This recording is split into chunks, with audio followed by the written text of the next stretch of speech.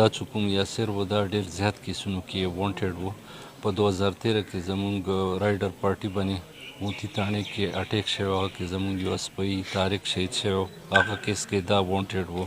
د نه علاوه چورې تاڼې کې یو کیس شوی و د مرډر، یوه فیمیل پکې مړه وه، آرټسټه وه، هغه کیس کې دا وانټډ و.